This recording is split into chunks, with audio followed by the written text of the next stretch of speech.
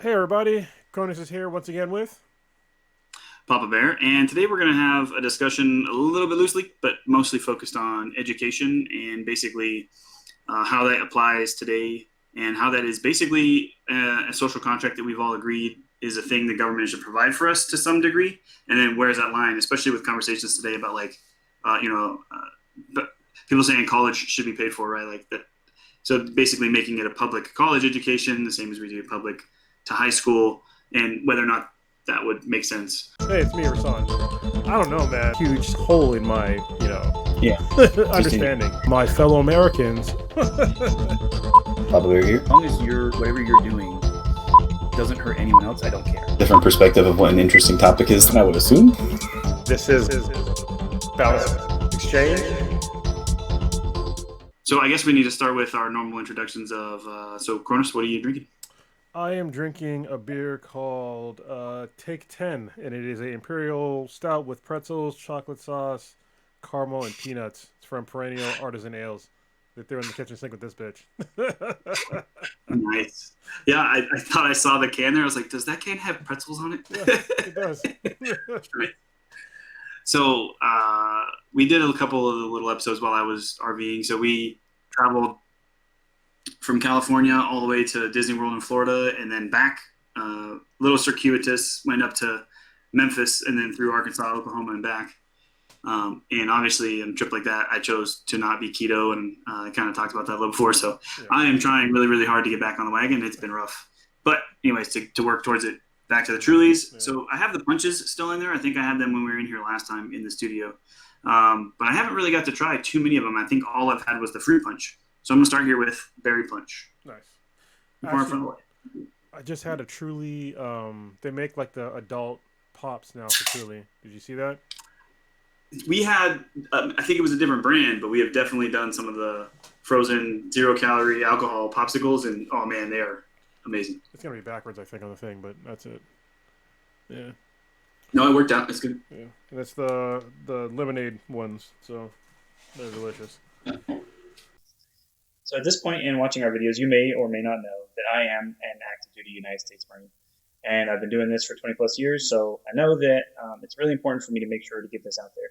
If it's your first time watching this, please stick around and make sure you understand the disclaimer. If you've watched a whole lot of our episodes so far, feel free to go ahead and jump ahead to the new content.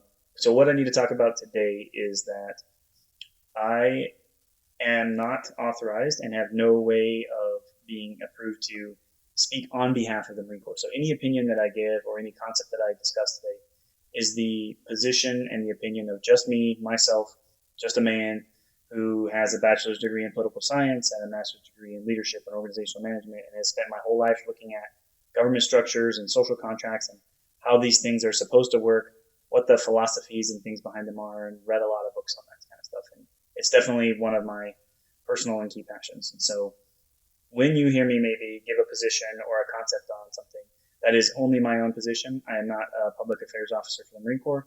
I am in no way giving what the Marine Corps' official position on anything would be. And honestly, a lot of the topics we're going to cover here, I'm pretty sure the Marine Corps doesn't have a particular position on. So if you do have any questions about what the Marine Corps' policy on certain things could be, you can definitely research that and find those out, or leave a comment or send us a message if you can get a hold of us somehow. We can maybe be able to answer those questions for you. So with that said, let's get you back to this week's content. And we're back. So, Well, what? but what are you reading? Oh, what am I reading? That's right. Right now I'm reading sufficiently advanced at Magic, book 2, which is on the shoulders of Titans, and I just finished Awaken Online Hellion like a couple days ago. It is amazing. Nice. Yeah. So Looking forward to it. But we talked through this already, right? I got to finish Tarot series, so I'm on Inferno. So it's Awaken Online. It's like the secondary series he started, and it's Tarot. And I'm on Inferno, which is the last one. So what's interesting to me about this, knowing it too, is right. So some of the characters we're talking about Awaken Online, us, right? So we've got our shirts on for Awaken Online tonight. Characters from this book, for those who know enough about the series, right? Because I didn't read these in published order, which I feel like is definitely the right order. I feel like I wish I would have known the publishing order and read them in that order because I met characters in a book I feel like that came later that I would have already been introduced to in a different series, which would have been, I think, probably a better introduction to them. And I'm like, oh, it's these characters I remember from this book. But now it's kind of flipped which book that happened in for me. So. Oh, okay. You're talking about like the quote unquote druids that you're talking about? Yeah. So because the side quest for Frank didn't come out until after Inferno, right? No, that came out actually a while ago. Like they came out in the correct order because I caught up with the series with Unity, and that was before Terror. That was before the Terror series came out. Okay, I feel like I don't know. Maybe it was because of how they were introduced and then how critical to other stories they were. That felt like it kind of would have been cooler to meet them as almost like a passing thing, and then like, oh, it was those people he saw in the other one. But, yeah. I almost wish that he would go back and redo the numbers and just don't put the 0.5 and side quest on there. Just put it, Awaken Online 1, 2, 3, just go from there. What order should I read them in? yeah. But I understand why he did it though, because the main character Jason, he's the main character of the story. Yeah. And then in the Tarot series, Finn is the main character, so I get it. And Jason's not in it at all. Like you don't hear from them at all. Not a mention. I thought it's completely different stories, so that's good. Yeah, I love that series. And apparently, like the next books, I don't know if you follow him, Travis Bagwell, on social media, but he gives like timelines of like what he's working on, and one of them is the Air Avatar is going to be coming up pretty soon. He's like introduced in Hellion briefly, and it seems like a badass. And then he's working on Jason book 7, and there's another one that he's going to do too. I forget which one that is, but yeah, he's working on a lot of stuff. And he's a lawyer, which is weird. Full-time lawyer. Right. I read through a little bit of his bio and the idea that he was working all that stuff for all the time and decided this was something he really wanted to finally get done, and it took off for him. So I don't know if he's still doing law, but I'm assuming he's focusing on writing now at this point with the success of these books. I hope he makes enough money for it to like replace his income, because he's a really good writer. Right. Yeah. Better than a lot. So it's funny. I was describing it to someone the other day because I was wearing this shirt to work, and they're like, "Oh, really cool shirt." And so I was like, "Oh, it's a shirt from a book about a game set in the future." They were like, "Hey, what?" I was like, "Oh, hold on." But I was like, "Okay, let me just describe it this way. You've seen Ready Player One, right?" Yeah. And I was like, "Yeah." I was like, "It's basically a book written like if Ready Player One was actually really good." Yeah. So it's kind of how I phrase it. He's like, "Holy crap, that's the best description I've ever heard." Yeah. One of the guys who's read both. And for me, that's what it was. Because what's cool about Ready Player One is the nostalgia stuff, which can only take you so far. Whereas I think what he's doing with these is truly, honestly, like really interesting characters, really interesting story development, better, just genuine books on their own. So yeah, I feel bad for books that, Ready Player One falls square in this category. There's a few other books too that fall in this category where they rely too much upon like pop culture references. Yeah. I'm like, it's cool in the moment, like if you're from that era, but it's not going to stand the test of time. You know what I mean? Because you're going to make all these references, and people are going to be like, I don't understand what they're talking about. It'd be like trying to like read, even like with Shakespeare, except even more. It's not going to have the same sort of classical feel to it as Shakespeare did, because we can obviously understand the basic words that he was saying, but it wasn't like really obscure, regional references to things. So yeah. Well, you saw that even in the conversion over to movie with Ready Player One, where like things like Ultraman in the book, they're like, no one knows who the hell that is, so we're gonna make it Iron Giant. They also couldn't afford like all those licenses, all licensing for like anything. I mean, there'd be no way for them to make. It'd be like a $1 billion movie for just licenses. I can just imagine how much it was to make it the way they made it. Like, yeah, there's a lot of CGI. But it's good. I think if I hadn't read the book, I would have enjoyed the movie. Yeah. But after reading the book, it's like, man, you guys left a lot of stuff out. Yeah, it definitely doesn't. And that's the problem. And I always say this, and talked to my daughter just about it the other day, because I was talking to her about a series she should read. And I was like, but watch the movies first, because if you watch the movies and you enjoy them, and then you find out, oh, there's a book series, and you read the books and be like, these books are way better. You had a good time. You enjoyed yourself better. Yeah. Twice, rather than enjoying the books a lot and then not enjoying the movies at all. because it's almost always the case that if you read them first, you're just not going to enjoy the movies because they're never going to be able to go like inside characters' heads the way you can in a book. So Yeah, and then sometimes they just really mess it up. Like you remember I, Robot, the movie? yeah, So did you read the book? I don't think so. It's nothing like not at all. Like I was just like, what is going on? Like I enjoyed the movie, but I didn't get it because it's an Asimov book. It's based upon his Robots and Empire book series. It's really long in Foundation, which they're making a show of on Apple iTunes. But it was like the original character was like he was a white guy, and he had to leave Earth on like his first like detective thing like in the story, and it's like the whole thing in this movie is all on Earth. There's nothing about humans that live on other planets, nothing about like how they're biologically changed. So I was just like, what the this is just about the robot, and the robot's important, but his name isn't Sonny in the book, and he's like he looks like a person. Yeah, not like a robot. It's weird. That's the way Aragon. Did you watch and read those? Yeah, I heard that was one of the most egregious ones. Yeah. But like I did not even know those were books. So I saw the movie and was like, that's a pretty cool movie. Yeah. Like it was pretty cool. I was like, I like dragons, I like magic and stuff. So then I picked up the book and was like, are these how are they ever gonna tie in the other books? You can't. It's not possible. Like the way the story went forward, there's no way. It's like they never intended to make a sequel. Yeah, that sucks. Anyway, so we need to do a whole podcast on just books. But yeah. So I guess I could start with a purist libertarian concept on like public education would be that there should be no Department of Education at all. That shouldn't be a government thing. That people should, schools should exist, and there should be like standards. I could say, remember we went back to like regulation versus like directly managing it. So like we should have laws that say education for certain areas needs to exist and should meet these certain standards in order to allow states to like transfer certifications between states. So like you graduate from a certain level of school in Tennessee, then another state would accept that.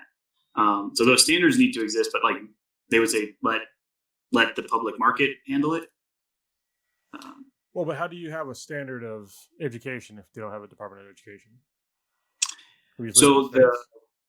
So instead of doing what they're doing, and again, I say it definitely wouldn't exist the way that it does now. I think once any libertarian sits down and thinks about it for a little bit, like there still would need to be a department, but what their job would be like inspecting and ensuring that those who get certifications, like if your school becomes certified by the DOE to say like you can hand out a high school certificate, it's because you met certain standards, but that would be their job, not like paying for schools to exist, which is a big part of what they're doing right now too. Okay. Trying to think about it, because I know there's like, for me, when it comes to the Department of Education and public schooling in general, for me, a lot of it comes down to funding, and I think they are the ones that distribute the funds, right? Mm-hmm. And so that's where I have because the way they distribute the funds right now is like, it's totally wrong. And I don't know if you need an entire department per se to like distribute funds, but right now, as far as I know, the funding comes from all public school funding comes from the local governments, right? So it comes from taxpayer, depends on like who, if you own a home, so they get the money from your property taxes. Yep. So if you live in a place that has high home value, then they collect more taxes on your property, and then you should get better schools. That's usually how it works. But if you're in a place that doesn't have high property values because of, say, redlining, and everything is like super depressed values, then you have literally no funding, and there's like no, the way it exists right now, there's no like federal credits that offsets that. That's why you have like a school in Compton is real shitty compared to a school in Beverly Hills, or it's shitty anyway, but yeah. So I mean, for that particular piece too, the sword cuts both ways, basically, where because the land value is lower or higher, then the taxes are lower and higher, and then there's more funds for the school. But a lot of times the land value is also related to the quality of the schools, so then they feed off of each other. Yeah. We were looking at a place up in Big Bear, just because like we like looking at properties potentially for like, hey, could we get it and then have a place to go for our own weekends and then Airbnb it? We've been talking about this a little bit lately. I was like, but if we stayed there or we decided to buy that house, so it's like habit through looking through houses. I go down and look at what schools are in the area, because the schools and their ratings on like this regular school rating site or whatever directly tie to the land value too. So if you make that school better, land value will go up. Yep. So like if we could figure out ways to tie the two and drive both up, it could then improve the land value, which then improves the taxes so that you then get more and then put more back into the schools.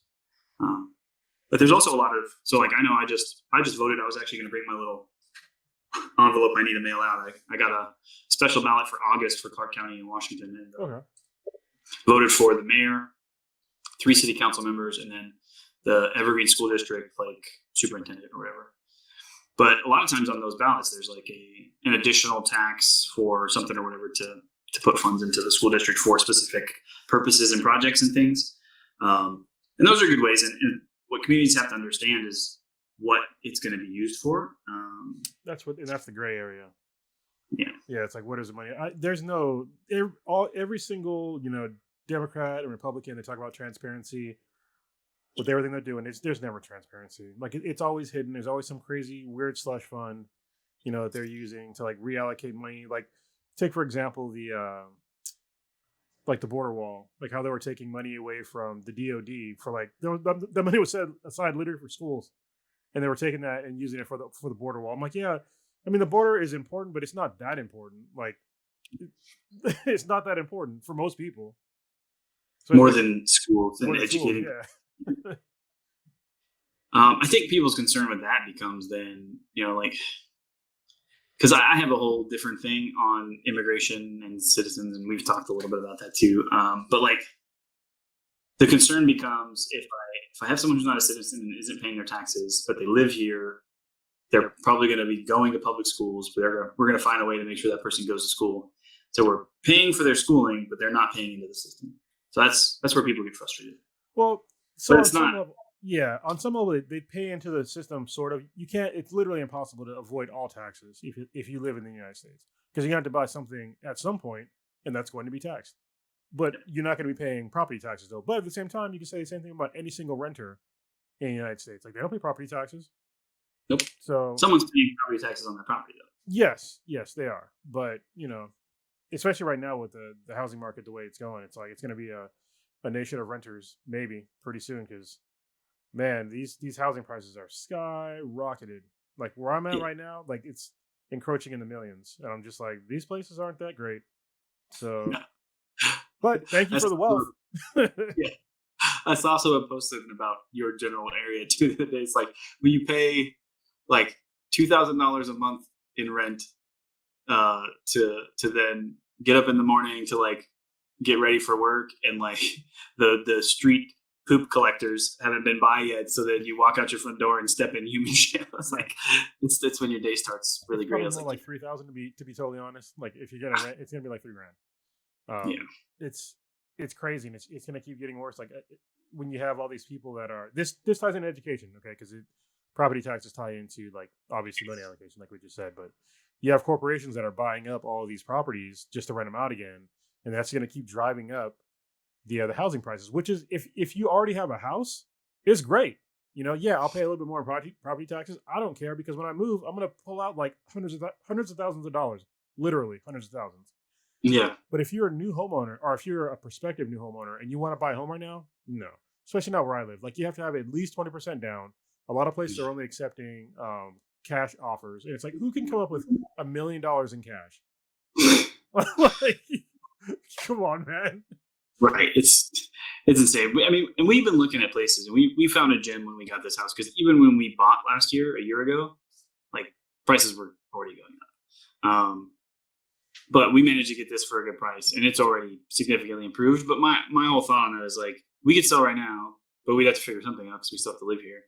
But then I don't think it's going to sell for that much when/if we do decide to sell in a few years, whatever. I just have to be realistic and expect that at some point this is going to kind of ramp itself back down and things will get back to realistic. But in this area, it's pretty rough too, because it's Joshua Tree. So They definitely are a lot of Airbnbs being bought by like corporations to turn them into Airbnbs.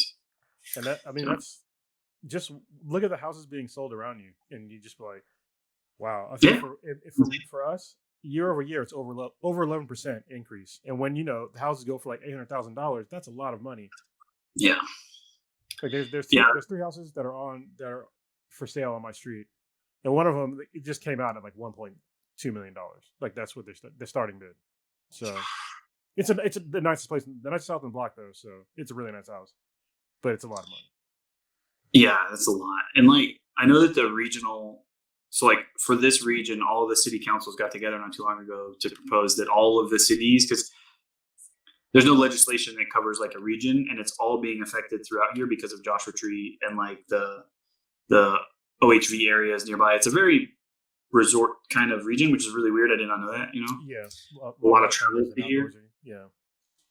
And so they're talking about like, hey, we need some kind of legislation that covers all the cities that limits their ability to do this stuff with Airbnbs. Like we need some kind of rule that makes this harder for those corporations so people can still rent, because it's insane for a lot of locals. Like locals can't even stay here in freaking Joshua Tree and like Yucca Valley. You're like, what? Why can't I can't find a house or a place to rent in my own hometown? Like that's something is wrong with that. So there's definitely been discussions about it, which I wonder how it's affecting others. So to tie it, we'll come back to it. So I did vote. I had to vote for the mayor and all 3 city council members. And being the diligent, citizen that I am, I'm like researching every single one of these people. And every single candidate in their like main candidacy statement, plus most of the like articles in the newspapers, had at least some paragraph where they were talking about the homelessness situation in Vancouver. And I was like, obviously I don't live there, but I know it's a problem in lots of places. I was just kind of surprised it's one in Vancouver specifically. But I would assume, right, that a lot of that is tied directly to this same subject of like, why are house prices so high? Like, why is it so impossible to buy or rent a place? And it's got to be tied to something where there's these companies now figuring out that Airbnb is a thing, and you got travel into the region just to tourism stuff. I don't know. It's just weird. Yeah, no, I read a bunch of things about it, and Airbnb is like is a huge issue too. Because you have places like literally you'll have entire neighborhoods that are all Airbnb type, home rentals, and it's just nobody really lives there. But then you have like all these people that are, because I think the statistic was there's a 7 million houses short for our current population in the United States. 7 million houses short. And they're building all the time, but like a lot of places have waited way too long. Like the place I grew up in, Newark, California, they didn't build a new home for like 10 to 15 years.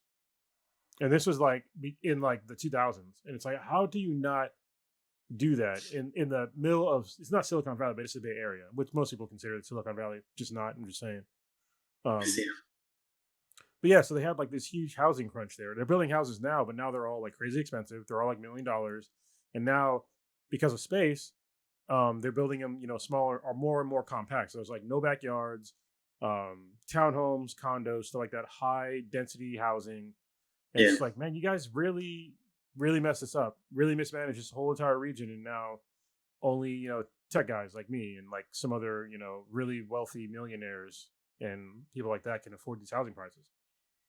If you're a normal person here, like if you live in this, if you have the service industry, you have no fucking chance on buying a home here. None. Or unless your parents can pass wealth down to you. That's the only possible chance you have to survive here and buy a home. I didn't. Yeah.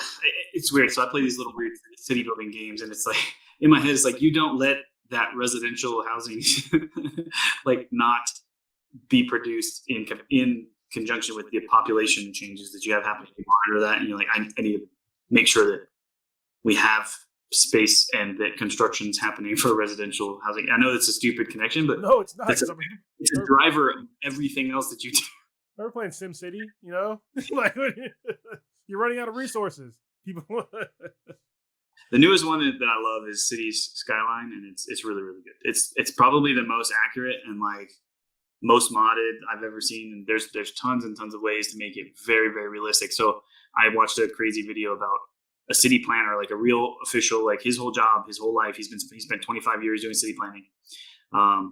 One of the YouTubers got him and like introduced him to it and how he does mods, and then gave him like a challenge to build something, gave him the basic stuff. He's like, this is really, really realistic. Like a lot of what it's talking about are like super important things for us. He's like, I'm at the point where I almost want to use this game as a way to introduce students that I'm teaching to concepts. Like he's like, I might start using this and get students interested in certain topics. And he was super blown away by how detailed and really good this game is. And that's one of my favorite games. It would be pretty cool to like simulate stuff too. You know, like before he does something, like just simulate it, see what the game says. You know. Well, and I do it all the time now when I'm driving and we get stuck in traffic. I'm like, oh, that's because this and this intersection are too close together with not enough lane management of this and the other. I'm like, oh, there's the problem right there, and you just would have to add this to fix that problem. Yeah. It's just weird. So to education, for me, like I think that one, we've become so used to the idea that it would be really, really hard to remove public education from our society now. Like there's no way that you could just shut that down and say, figure it out, right? Yeah, no, me personally, I would not want to remove public education. I think it's one of the most important things that America has, even though our current situation in public education is terrible, which we'll probably get into, but it's better than nothing. So. Yeah, because much like housing, and I'm going to try to watch this segue. Much like housing and residential like space, a huge driver of actually having a successful society is how educated they are, right? So if you can continue to drive up the education level of your people, the overall society will get better and better. Especially since that means they're producing better things, they're inventing new things, and you then are able to produce industries that are smarter and better and allow for more free time for others who can produce creative things, which entertain people and do all this other stuff. Like none of that stuff's available until you get past this basic, education level. And basic, I thought we were going to do the basic level thing. Yeah, there's the needs, right? You get past some basic level of needs, and then you can work towards cool stuff, right? I do need to finish up that T-shirt, the Maslow, just put the triangle, like rainbow triangle. Well, that's probably it's probably not what you think, though. Like you have to put in words on it so they don't think like we're lesbians or something. Not that there's anything wrong with being lesbian, but yeah, if you wear it last month, it's like you're like, are you wearing that for Pride Month? Yeah. No. I swear that happened. So we had brightly colored Disney shirts on, like it was our Disney shirts with like paint colors and stuff. And I was like, oh, it would go really good with this mask that I have. That is like basically. It looks like crayons if you put the rainbow of crayons across and like melted them down. You've seen that? Or like the paint drips down. It's like a dripping art thing. It's like, oh, it's a cool mask. It would go with the thing. So I wore that and wore my Disney hat to the end of the day. I got so many looks. I'm like, what is the deal? And I realized I was like, oh, it's Pride Month. I'm wearing my thing and I got like the whole family with me. I was like, they're like, you're not gay. Why are you? Like, because for one, there's nothing wrong with supporting. There's nothing wrong. But like, I don't know. It was also Central Florida. So. Yeah, there's that. Florida's in Florida. So, but yeah, I was looking at some looks. I was like, "What the?" And then I realized, like, yeah, I kind of am wearing a rainbow mask, I guess. But it's so weird how like they co-opted that and like because like when we grew up, like the rainbow wasn't even like it wasn't associated with gay people at all. No, like at all. It was like a girly thing, like rainbows and unicorns and shit. Then all of a sudden, like, just changed to, like, the whole LGBTQ. I was like, okay. Yeah. I guess nobody else wanted the rainbow, so. I mean, I want to say even as long ago as when Logan was little, like, it wasn't even really directly associated to them yet. Because I remember a conversation with my brother about, like, My Little Pony, and there's one whose, like, tail is rainbow. Yeah. He was kind of a brony. And... No, he was honest. He's like, dude, it's a cool show. Like the characters are interesting. Like this story, I was just like, the okay, show is actually really good. I watched it with my daughter. See, you have to watch it. Yeah. I did again with my daughter too. I was like, these are kind of cool. Yeah, especially the movie. Like, they were like kicking ass in the movie. I was like, okay. Then I found I can't remember what the name of it is.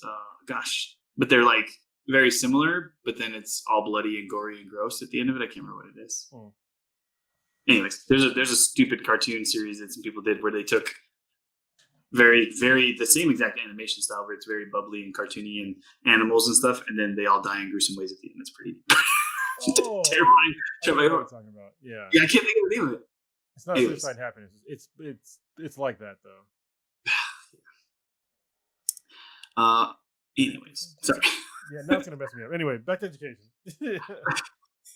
If only we had focused on our memory while we were getting educated, we could have actually remembered this. It's not important, so it's easy to forget. But I think that what we do need is to better understand, like how the choices we make impact the kind of education they're getting. And then what I'd like to talk about is if we talk about college being a requirement, because many jobs today are kind of requiring that, especially in the United States, where, like we said, we've continued to push education because our society said it's important, and I don't disagree, to the point where now that's just a norm and kind of expected, and that now even a bachelor's degree is really needed for pretty much most basic jobs, except that we also need to understand and consider trade jobs and things like that. So trade schools need to be included, because to me, I was talking about the other day, and it's actually back to my school and VR stuff. We're still trying to figure out how to start a program and get it paid for right under VR. Come to find out, the Army Corps of Engineers school for the prime power school, like the people who do welding and generators and things like that for the Army Corps of Engineers, they've been doing VR for welding for like a decade, because they obviously don't want to like hand some entry-level soldier all these welding resources for one, and like the safety associated with welding with oxyacetylene and a bunch of other things too. Like, so they've been doing exactly what I'm talking about, which is like you go into VR and you get that intro piece where you're actually picking up things and connecting physical stuff and selecting them and setting knobs and selecting the numbers and basically as close as possible physically doing the thing you're going to do in real life. Then you're not wasting all of that steel and I don't know. I was like, I've used actually what you're talking about. So at Augmented World Expo, it was in AR, not VR, but I think it was Miller. They have a bunch of welding equipment. I'm pretty sure it was Miller. They have like an AR headset set up, and like obviously the physical tools where you can like do your welding, and like if you messed up, it would like tell you like where you messed up and like how to fix it.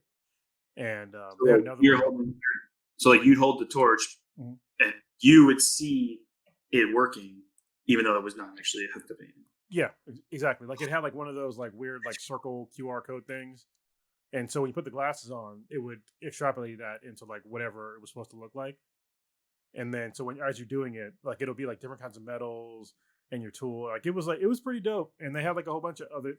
That's why I always believe. Ever since I went to the Augmented World Expo like years ago, I was like, this should be more popular than VR. It should. Yeah. But nobody's like really pushing it because they don't understand that until you go to like a trade expo. You don't understand like the wide, like all these wide applications that you can use with it.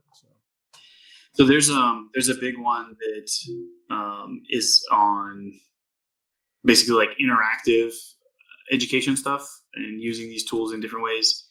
Going in Orlando in like November, December, that I've actually managed to sell both me and the Army on, sell the Army and the Marine Corps on. So we're gonna be able to go out to that. Nice. Hopefully November, December, get to go and for one meet the you saw that video that I did for AFCEA or whatever? Yes, I did. Yeah, so I want to say you hit me on it. So like the Army Chief Warrant Officer 5, Paul Sankey, who was on that, I mentioned that conference to him. He's like, how do I not already know about this conference? He was really frustrated. He's like, I am absolutely going to sell us. We are going to have to go. Like, I've got to get the command here at Fort Gordon to push us out to this. So it sounded like we'll both be able to be there and kind of like really start pushing the communications organizations within Army and Marine Corps, hopefully, towards like improving our education systems through using VR and AR. So it should be pretty cool. Yeah, but good. I told you a while back. Like I know like the guys who put on like the VR and AR stuff here, and they're just actually starting to put it, ramp it back up. They sent me an invite to go to like one of their meetups. So I'm like, I can't go yet. I'm trying to get Blue from Black House Infinity to go because he's a VR guy too. But I'm like, eventually I want to go, and if they start doing SUVR and AWE again, I want to get you to go. So you can see like all this stuff, and then like I can actually have you shake hands with like some of the higher up people because they're cool with me. So yeah, and if you can get the invite, I could probably get it funded and let them know too. Like that means you could have a dude like in Charlie, like I'll wear a uniform to sign, get those pictures with it because it helps. It helps them. It helps me create awareness for what we're doing. I could probably get you for free, to be honest with you. Yeah, but I've never paid for one. You know what that? I've never paid for one, so let's go for free. We got press passes. Yeah, and then now, I mean, we have a podcast together. I already have another one where I get press passes through. So, and if you get like, was it AFES or whatever to like sign off on it, you could do it for free. You shouldn't need to have funding for it. So no, I mean like they'll pay for my travel to come up there. Oh, the travel, yeah, that's important. Yeah, I'll get the school to pay for me to travel.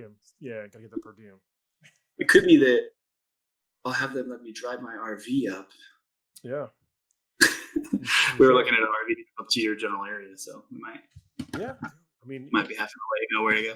I used to because when I used to be a contractor, if anything was in like 150 miles of me, I'd just take my motorcycle because they still pay me miles.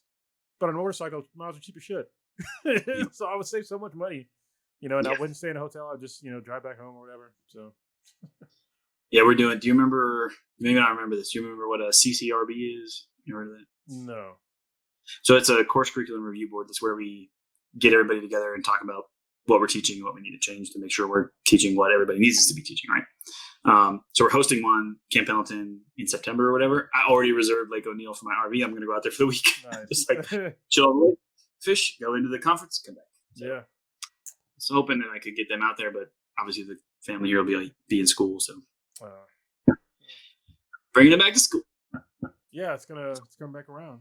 I'm still trying to get my little one in kindergarten. So yeah, wait list. Gotta love it. Okay, explain that. Well, she's going to Montessori, so we want to keep her in Montessori, and there's wait lists for those things. So she's been in there for a couple of years now. We're trying to keep her in Montessori and go to kindergarten. So it takes me to, because you talk about like waiting list, it kind of seems like maybe think towards like lotteries and the and like the vouchers and charter schools. I mean, these are all things I guess we could talk about. Yeah. So the voucher system, I think, would be first. So that basically just says like it's not free. Everybody pays for their schools.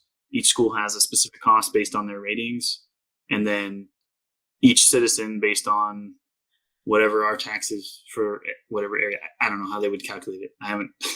It's never made sense, right? Every time I've read one, it's always like, well, where would you get that number from? Where does this come from? How much is my voucher? How much is your voucher, right? Yeah. Like, and so then you can pick a school based on the voucher that you have, and then how far you're willing to drive your kids, I guess. Yeah, I'd see. I never liked those sorts of things. So like the vouchers, that's basically like school choice, right?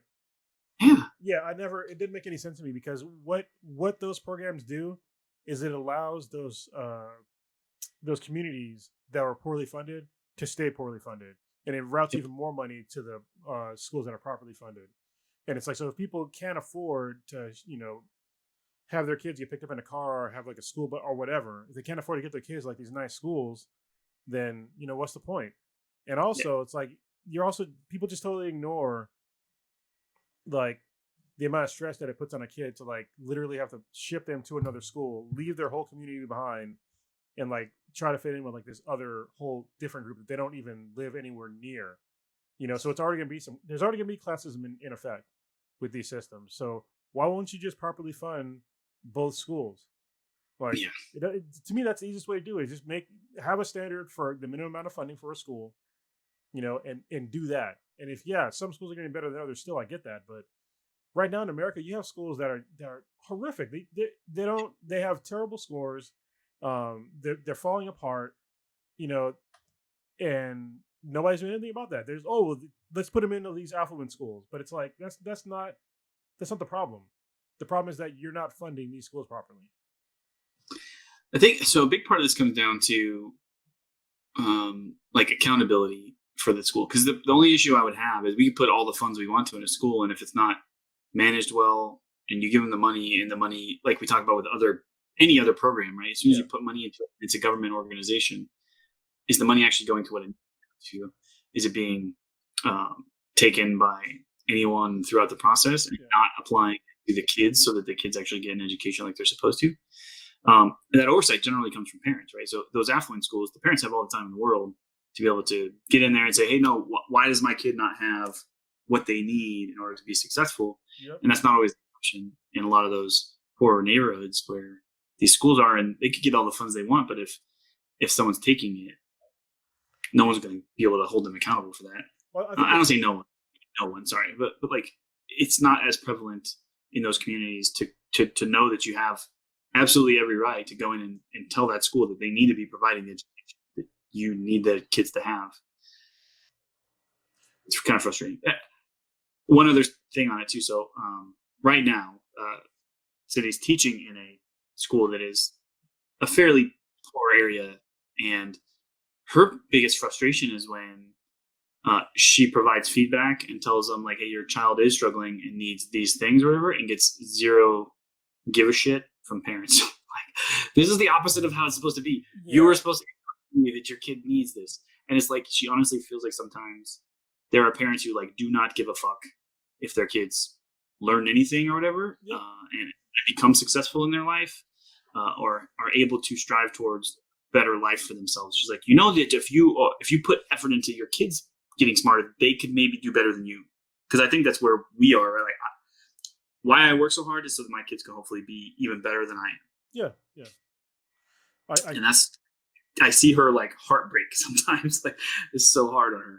But I think the problem is, it's totally true. Like a lot of parents, obviously they are responsible for their children, right? Mm-hmm. But I think the problem that most people don't think about is like, if you're just barely surviving, like just getting food on the table, it's like, how many resources can you put towards, getting your kids higher basic education needs met? How do you, if you're working 2 or 3 jobs just to like make ends meet so you can live in some place that has like super high rent, and it's just like, I understand and I feel for them because, my parents were sort of in a similar situation when I was younger. We were poor as shit.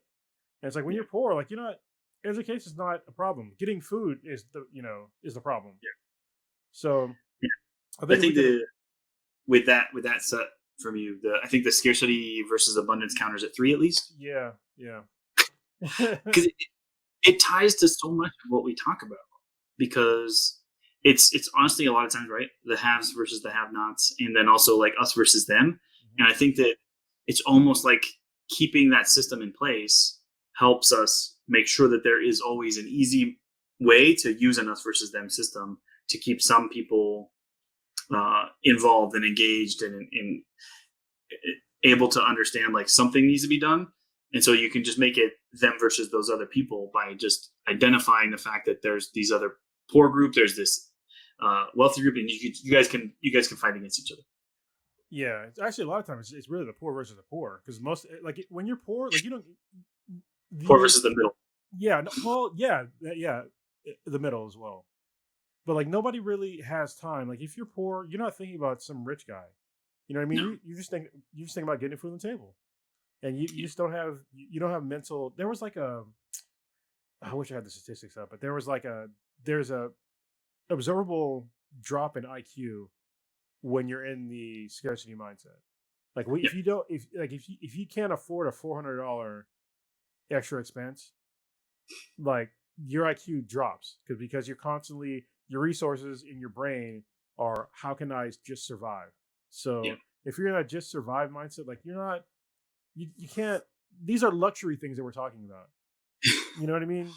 For a lot of people, and I think that it's easy to miss that. Because we're far removed from that now. Yeah. But we've both been there. You probably more than me, because you said you were homeless, man. So I was never homeless. Well, technically no, but it's and it's crazy too, because I remember that I went to Portland because it was harder to be homeless in Vancouver, because there weren't really places that I felt worked out to kind of like sleep easily, and I don't know. But in Vancouver, the one time I did find something decent was like there was a Goodwill truck and like it was like one of those places you could drop off your donations. And usually they closed it up and locked it at night, and it was left open. So I was able to go in and like lay on clothes or like, and I think there was like a couch and I could cover up with some sweaters and clothes and stuff or whatever. Wow. But it was weird because I was talking about it with someone today too, when I then talked about, or I was reading about the homelessness in Vancouver. I was like, I told her someone was down in Palm Springs, and I'm like, I guess I could go wait here at the airport with all these homeless people outside the airport. I was like, there's no homeless people in Palm Springs. It is too damn hot outside. Yeah. Palm Springs. You find your way somewhere else where it's not so hot. Yeah. Which made me think like kind of the opposite. I remember being in Thailand on the beach in Pattaya, and like people were just laid out along the beach street, just under trees everywhere. Like there was at least 100 something people just asleep on the boardwalk type area underneath a tree on the whatever. And I was like, it would be really easy to be homeless in a place like Pattaya, Thailand, where it's always like 80, 70, 80, 90 degrees. Like it can get hot, but it's also humid and you can find shade and be fine. But like, it's also never freezing cold. I was like, you imagine being homeless in Chicago? Yeah. You're going to die if you stay out in the cold. Yeah, but there are some homeless there, especially like New York. They're having a huge homeless crisis, you know. And it's just like, man, it's terrible. Yeah, but when you're, sorry, go ahead. What do they do during the winter? I don't You got to bundle up, man. You got to newspaper, shit like that. You put it on your body, man. Like it's crazy. Anyway, just getting back to like, so when you were homeless, like how many extra resources did you have to think about like your future? Or, you know, how well you're getting educated, or, you know, obviously you figured it out, so it can be done. But just think about like the average person, you know, that's just like, and you didn't have any, as far as I know, like any extra issues. You know, there's people out there that have fucking extra issues tied with just being more than just being homeless, you know? So part of it was the idea, I was too young for anybody to rent a place to me, even though I was working and going to school. I put my brother to stay with some friends because I was worried about making sure he had a place, but then I didn't want to put too much of a burden on friends who were already trying to help and take care of me.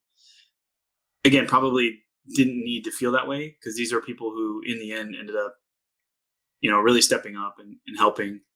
And I think some of that is where the concern I have with government involvement at the federal level is a disconnect from it being a local community, like close society problem, where the solutions for me were all people who personally cared and wanted to help, right? Yeah. Not everybody has that, but with what we could do, if we could find a way to make a system that says you can find that like at a close level, like you can't make it a federal program where like you go to some federal center that's managed by the central government because it'll never be good, right? But what you can do at that level is say, you guys have to have a program to take care of them, and we'll give you some money to take care of it, but these are the only standards and only requirements. But get people who care, help those volunteers, build a system in a place, make those the requirements. Because when it's you and it's your community, like I read these things about Vancouver and I'm like, I want to go back and help fix this. Immediately, my heart like is like, I gotta go do something and help fix this. And there are more people who are that way. There were people there who helped me, and it was that closer knit group society kind of thing that was able to do that until I was able to then get on my own feet and move back into, you know, normal stuff by getting a job. Yeah. That got me out of there, to be honest. Well, it's like an interesting situation because I think that we put like all these millions of dollars towards the homeless problem, but like the main thing is in the name is not having a home. And like there's been no like real push on just building some free homes for people. Yeah, okay. If you want to talk about socialism, whatever, but like there's so many people are homeless. Why not just build homes for them? Like, and then figure out the rest. Like, and we talked about. I don't think it was on the actual regulation episode. I think it was an episode later, and we were kind of mentioning it. And we talked about how we would almost need different regulations so that the housing could be cheap enough, and also not nice enough to want to stay in. It feels like it's a terrible thing to say, but I want you to be here. I want you to be safe, right? So that you can be out of the elements. Like we talked about that Chicago issue in the winter and New York in the winter, like a place where you could go and it's at least warm enough. It's out of the wind, it's out of the snow, right? But it's also not like a 5-star resort that costs a crap load of money. And somehow this is what we're saying we're going to give to homeless people, which no one would support. We're not talking about that. But you also, even a basic house, like if we built every person your studio because it meets like housing codes or whatever, like, and that might even be more than is necessary, like to be a shelter from the cold and the heat, right? Well, the crazy thing is that some places do that. Like, there's been like individuals that have built houses for homeless people, and the local government shuts them down because they say, well, it's not regulated, and we don't have control over it. It's like, you don't need control over it. They're just trying to help people. You know? You don't need control, but like it still needs to meet regulations. But what we would need, and we talked about this that time, was a set of regulations specific to that housing code, which it wouldn't need anywhere near as much electricity. It wouldn't need anywhere near as much, of all these other things. But it would still be a hell of a lot more than just sleeping outside in a tent or in a sleeping bag or on a park bench with a newspaper, right? Yep. So we will have to title this episode "Education or Homelessness," and we have bounced back and forth, but they are tied, right? Because it's not always the case, but it definitely contributes that if someone is less educated and doesn't have the ability to find those jobs that could pay them more, that there's a better chance of them being able to be homeless, especially in this ridiculous housing market we have right now. Yeah. If you can't afford a place because you don't have enough of an education to get a job to pay for that, that could be a part of the problem. Yeah. And it's like, especially here, where I live, because, there's so much, it's what I think you mentioned before. It's like having like a group of people that kind of foster each other. Like the Silicon Valley is not by accident. Like it's very much there's so many of us here because we know that so many of us are here. So it affects the whole economy and we don't think about it. But I mean, we have basically destroyed part of the Bay Area to serve us, and it's pretty messed up. Like we're paying like all these. This is the problem that I have, is that I pay all these taxes. People like me pay all these taxes, and I know that there's a whole service industry like Uber and DoorDash and all, just grocery store workers, blah blah. Go down the line. It's a service industry that they're not getting paid a living wage, and because of that, they can't own at all a home where they have a job. And so they're pushing out like where you can live like further and further out. Can you imagine like driving miles just to like work a minimum wage job? Like that's what it can be like here. It's insane. We have people here that live like 50 miles away that work a corporate, quote unquote, corporate job, and they have to literally live in an RV or in their car during the week and then drive home on the weekends. And these are, white collar workers that have to do this. Yeah. I'm just like, people with a degree, right? Yeah, I'm just like, it doesn't make any sense. But people are just like, oh yeah, it's okay. Meanwhile, the state of California said we have like a huge surplus, and so much of a surplus in tax dollars that they're giving away like lotteries for the COVID vaccine. That is so silly to me. Like, keep the lottery money and put it towards the people in general, people that actually need it. Not how are you gonna give away $1 million to somebody to get a shot that was free? Because it's people paying attention to whoever is saying that they need to do that, so it gets them votes. Yeah. And again, you can imagine, right? I'm going to say that, like, I can't imagine ever doing anything specifically as like a campaign item to try to generate votes. I feel like if I was going to get elected for something, I would want it to be done on merit of the concept of the things I want to see done, right? Yes. I don't want to change anything. So voting today, I was reading through the main, so like when you put yourself in to be elected, you have to fill in all these different sections. It's like prior elected positions, education, jobs you've had, like all this stuff, right? And then one of them is like, here's your statement block. You got all this, write what you want, write whatever you want to say about what you want to do. So for the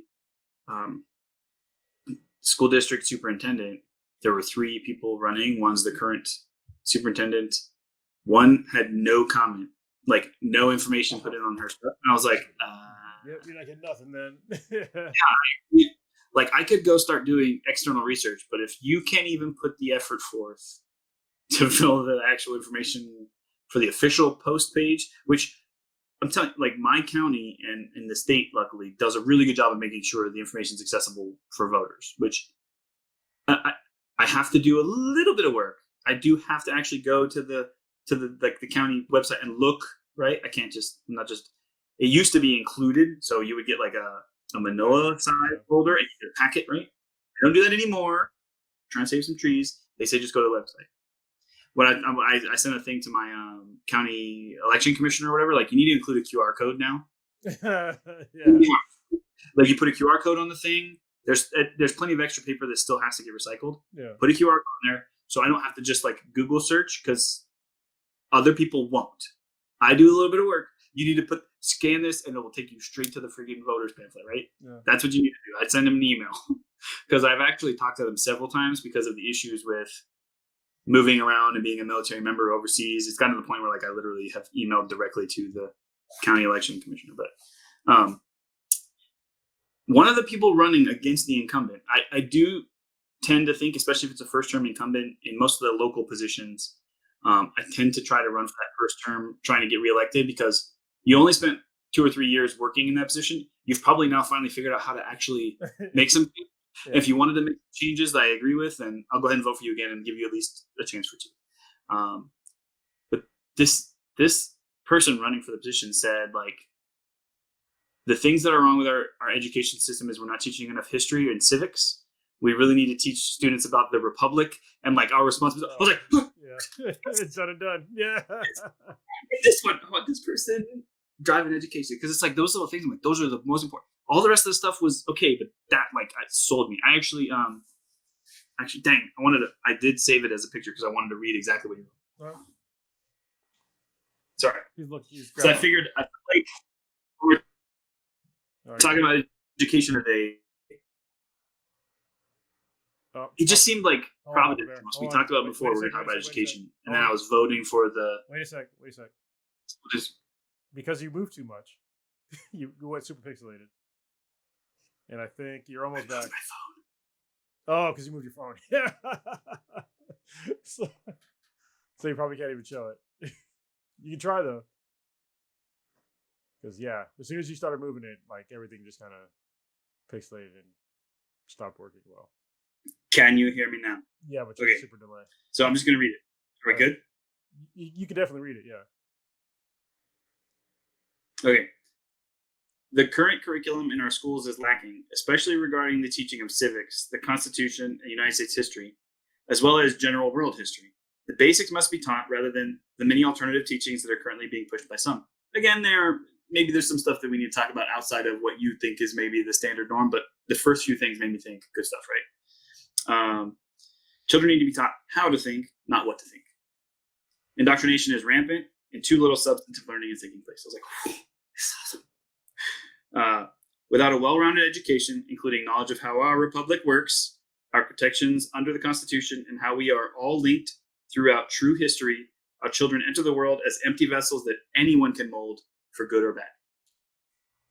Okay, like what the person said is, it sounds really good, but you might want to research like a little further into it, because if they're into like the whole like we're going to teach history and then it's gonna be like some weird patriot program, because that some of the things that the person wrote sounds like what like Governor DeSantis of Florida was talking about with his whole like patriot program, like indoctrination, even though they said not to indoctrinate. I get that, but and this goes back to actually what we were talking about before the podcast started, is this whole anti-critical race theory issue. So I kept hearing all these people, mostly on the right, talking about how we're going to stop critical race theory from being taught in our schools, K through 12.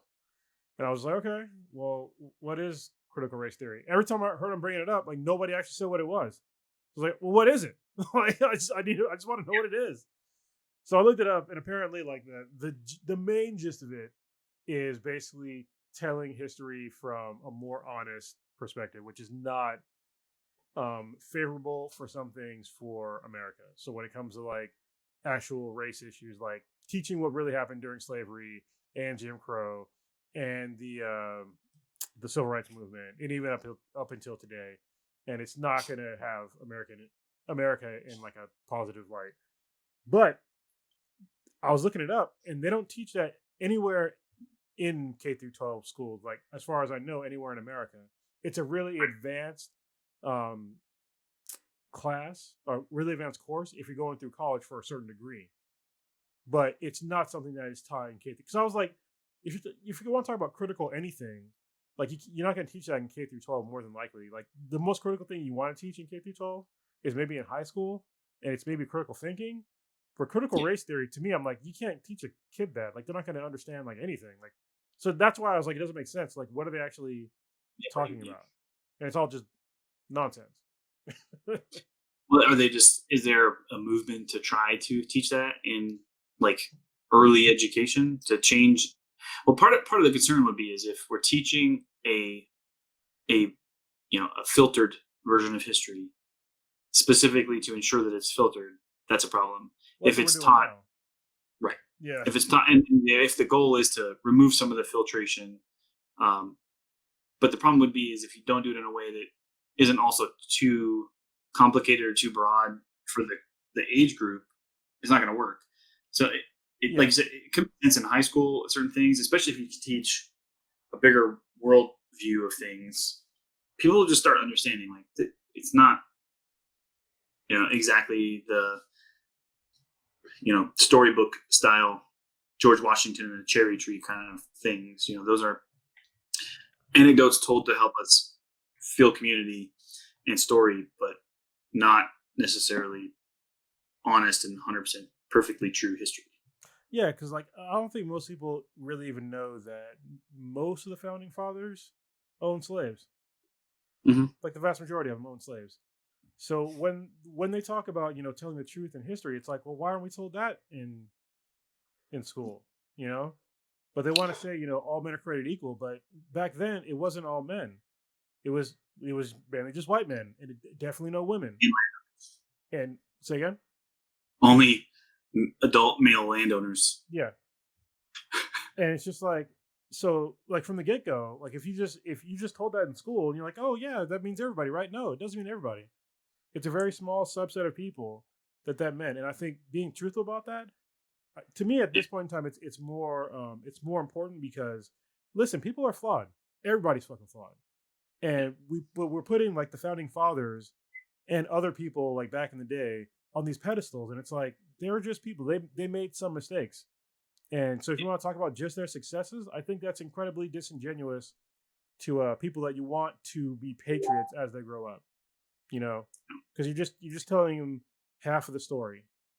So what I think that would need to include, because what I think is key to kind of understanding those founding fathers is that while they knew that wasn't what was happening at the time, and that they could not get that to be truly 100% purely honest in the society that they existed in, that they were like, that they had hoped, right? And that they foresaw some world in which that was there. And maybe they believed that should be true, but understood that that's not where they were today, and had to make all these compromises in order to get some kind of a society which should hopefully be strong and stable and be able to grow towards that. Especially a lot of them fought like to try to get something in there to hopefully make it move towards that. I think there were enough. They were trying compared to those who did want to retain the system that was keeping them in power and in position, while still believing in these like Renaissance concepts brought forth by Machiavelli, where these are ideas that people should be afforded all of these basic rights, regardless of who they are, what city state they're from, or what country they're from. But they just knew it wasn't really going to happen today, and they had to build something that could be real and exist today, but then hopefully could grow. Yeah, I mean, it definitely. And they could talk about that. Like, there definitely should have been some sort of internal struggles within the founding fathers. You know what I mean? So I don't believe for a fucking second now that I'm, more educated now than I was before. I don't believe for a second that they are all just like, oh yeah, this all sounds correct. There was no arguments. Yeah, we're good. You know what I mean? Like there were definitely arguments of like what's going to go into the original Bill of Rights, and like how we want to treat people going forward, and what's the future of America going to look like.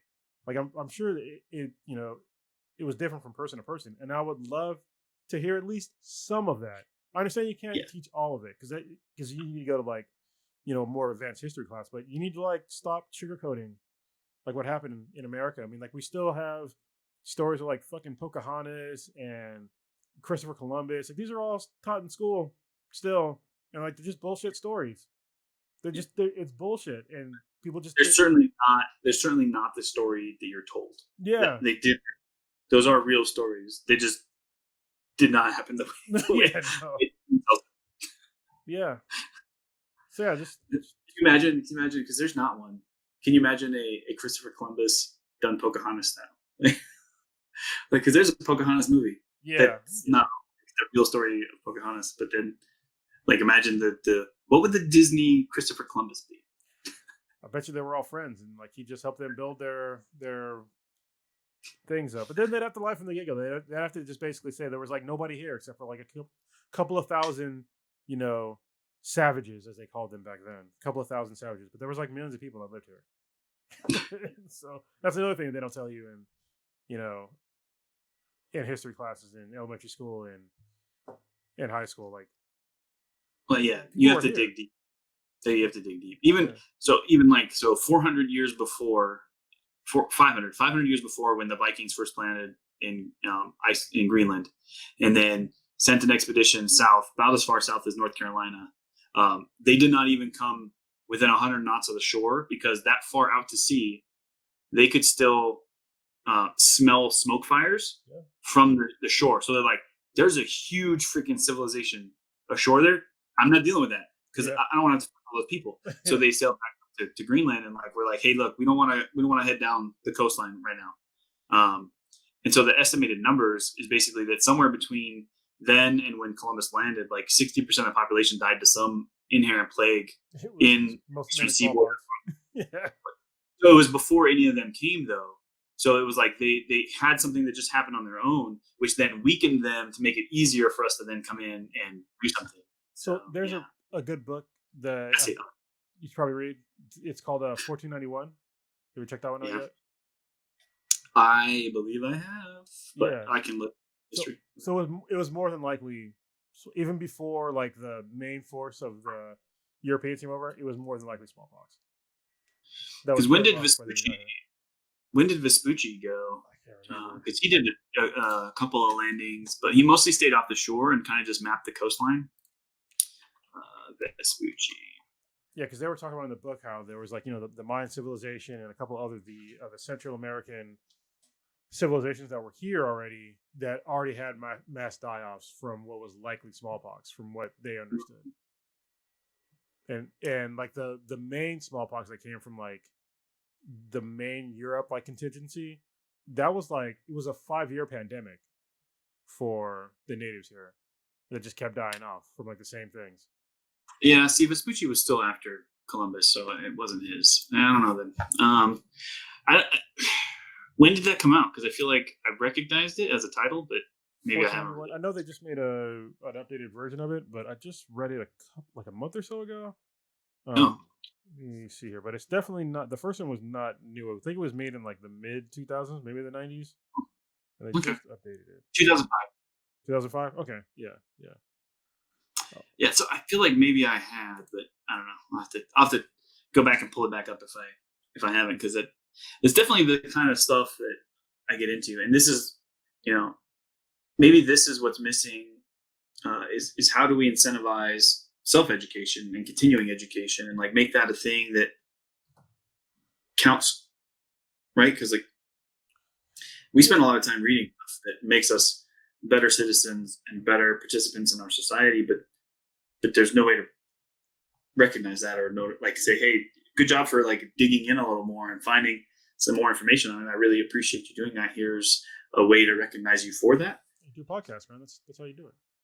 Do you podcast? Yeah. I mean, I guess. No, but yeah, I totally get what you're saying. I mean, because in the tech field, like this is why I love the tech field. You can get certified in anything in tech. I mean, there's some prerequisites you have to take, like certain tests before other tests. But if you know it, you can take a test anytime you want. Yeah. So, Like, did you ever do CLEP or Dante's test at all while you're active? I don't think so. I was a shitty Marine for a long time. I was getting I was getting the beginning and at the end. So what I will do for you is I will not argue with you. Did Enrique tell you about me? You have a little bit too. So, but so was I. Like, I definitely had my moments, but I think I was shitty for reasons that are still valid about my personal nature and character. Yeah. But because of now my rank and position, it's okay, and I don't like that, right? So I actually had this conversation with someone the other day. I was like, I showed up to my first duty station, and you heard my stories. Like, I learned that I had to take care of things, right, from living like that. And so Cindy and I got married. We had an apartment that we picked up ourselves, and we didn't even use housing or anything when we were in Pensacola. So we packed up all of our stuff, did a Diddy move, got a U-Haul, moved everything to San Diego, left the U-Haul with the U-Haul place, like loaded. We're like, hey, we can store this here and then unload it when we get back. They're like, no problem. Drove to Vancouver, drove back down, found an apartment, signed a lease, moved all our stuff in, and then I checked in. I was like, hey, I'm here to do some work now. And they're like, okay, let's get you over to housing and get you a house. I'm like, no, I'm good. I got an apartment and everything's good. Yeah. Like, you can't do that. I'm like, why not? You're an adult. Why would I know or expect you to do things like that for me? Like, if I needed to be in the barracks, I get that. But get an apartment? I didn't think you were doing that. But apparently that's the thing. I didn't know. But yeah, you take care of your own stuff. Oh, you get hammered when you're in Lance Corporal. So yeah, I moved out of the barracks when I was Lance Corporal with my brother. And there's like, you can't do that. I'm like, no, I can. I'm going to. Like, you can't force me to stay on base. Like, I'll be here on time. But there's nothing in the Marine Corps that says I need to live on base. Say again? Right, and your room would be clean. Yeah. So it's like, it was so stupid. I'm just like, why are you forcing me to like have a room here when I don't need to like live? Yeah, I'm wasting quote unquote money on living with my brother, but I'm like, I'd rather live there than have to deal with like somebody trying to inspect my room every like week. Like, I keep my room clean. I don't deal with the barracks nonsense. Just get me the fuck out of here. So so many people day to day for me right now, even too, right? Like, still struggle with understanding that about people. Like, there are plenty of people who are still going to be really great. You just need to get your boot off their throat. Yeah. So, anyways, that's kind of frustrating. Hold on, real quick. Something I tell everybody. I tell everybody this shit when they're like, "Well, how hard was the military, or how hard was the Marine Corps?" I'm like, Marine Corps is easy. All you have to do is what you're told. But once you have a problem with doing what you're told, that's when you have a problem. So I always put it. You only have to do three things, right? So you have to be where you're supposed to be, when you're supposed to be there, in the uniform that you're supposed to be in. And as long as you do those three things, everything else will figure itself out. Everything else is not really required. Like, do your job well? Nah. But if you showed up on time, in the right uniform. Yeah, I had a bunch of people that did not do their fucking jobs, and it bothered me too. Because they would be like meritorious fucking promotions, and they had no idea how to do their job. They should have known how to do it, like memorize all that other Marine Corps shit. And I'm like, yeah, that's cool, but can you help me fucking, do these routes on this router? Can you update some routing tables for me? Or nope, can't do that. I can march Marines though. I'm like, thanks. Like, we don't fucking need that. So, I mean, despite disclaimer, like, I obviously talking a little bit of shit right now, but like, it's frustrating. Like, it's genuinely and honestly frustrating, even for someone who's been doing this as long as I have, that we still have a system that,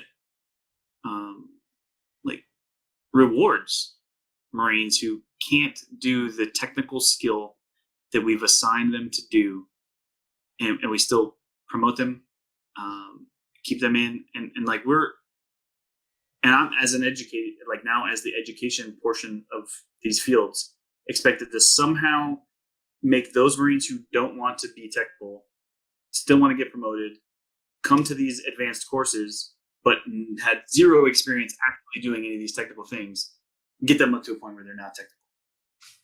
It's like, how do you expect me to do that? They were never invested, never interested, never held accountable, never forced to do so. So this is Marine Corps education, actually. We are still tying it to education. Yes, education, yeah. Look at that. I managed to bring it back around. Yeah. But so does something like that exist within like standard public education stuff where we need to like hold the students accountable for understanding what their goals and objectives are, what their purpose is, and why that's important to them? Do we explain to students? This is something I'm thinking about. I might have to talk with Cindy about it too. Like, do students really understand the impact of the work that they put in or don't put in? Because a lot of Marines, I feel like, just don't get it, right? And they understand that it doesn't really matter, right? So if they don't do really, really well in their technical field, they have options, they have outs, they have other ways to be successful in the Marine Corps. I don't feel like that exists, right? In the public world, within the standard society, you end up homeless, right? If you don't really strive for learning and then push that learning towards being able to get a better paying job so that you can maybe afford one of these stupid fucking expensive houses in these places. I just managed to tie all that shit together. Yeah, no, it's good. This is a good job. Yeah, I don't think. I mean, so you're fighting against two different factors when it comes to that. One is that you're trying to educate children, and with children, they're not going to be able to see like the long distance. You know, like what do I want to be when I grow up. You know, how do I want to live when I grow up? Because we're not the way we currently educate our kids is through like some super old Prussian system to make workers. And so there's literally like zero incentive for our kids to be, creative and really understand like where do you fit on this earth as a person, other than like, oh, I want to get a good job. Well, okay, well, first of all, what kind of good job do you want, and do you really want that? Like, you know what I mean? Like people they don't put any sort of real thought into like what do they want to do. And I got lucky. I knew what I wanted to do since I was 11 years old. And I just fucking kept doing it. But for most people, like I know people that are my age, they still aren't there. Like they work at a job, yeah. But they don't really like their job. They don't know why they're doing their job. They don't know what they would do without their job. And it's like people like that for me, they're kind of lost. And even for me right now, like even though I'm doing what I want to do, I'm kind of fucking done with it. Like at this point, you know what I mean? I'm just like, I've been doing this for a while. It's been more than 20 years. I'm just kind of, I'm not coasting, but it's not far. You know, I'm going to a VMware class next week. Thank goodness. Hopefully it'll like re-spark some shit into my brain. But I'm just like, I've seen so much shit in my lifetime where it's like, you're forcing me to care about this corporation that I don't honestly care about. I really don't. Like, you pay me money, I do a job for you. Other than that, I don't really care.